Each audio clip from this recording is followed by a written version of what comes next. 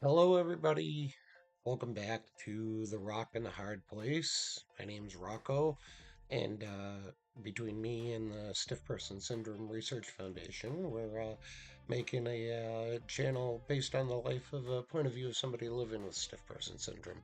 Uh, this week, I had planned on getting a whole episode of my home infusions of IVIG. It stands for IV immunoglobulin, though they use my port, so it's not necessarily IVIG, but port IVIG. Um, this happens has historically happened the very next day after Plex plasmapheresis, where they use a much larger needle in the port. And the hard lesson learned this past week is that if you don't give the agar, which is the plastic in the port, enough time to reseal and for your skin to reseal, that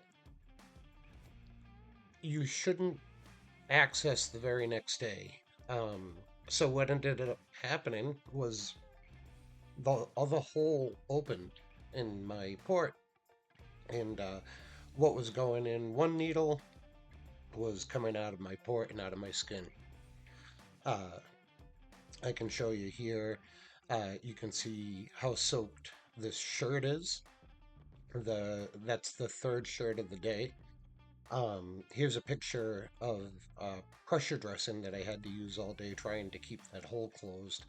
And let me tell you, wearing something similar to a tourniquet around your chest, on top of a port, on top of a pressure point that's on top of a different hole that was just accessed the day before, was just, a solid 10 hours of pain.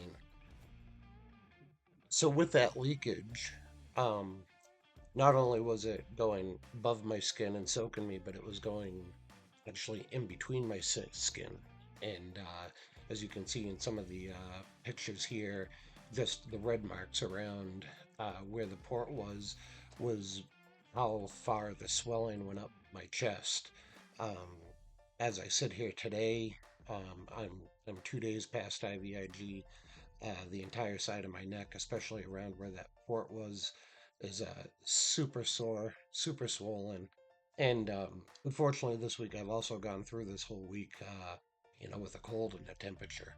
Uh, so it's been a tough week. Plex was a rough one. We only got through about 80% of it. And then I had about 2 hours of nausea following it. And then IVIG was a tough 2 days in general. And I hope some of these images, figures, and small little clips of the D-access of the port at the end, you'll see that even once the needle comes out, you will see a bit of the heparin lock, which is something that goes into the catheter when they're done in order to stop blood from clotting, actually start to push out of the needle hole once the needle is deaccessed. So I hope you find this interesting.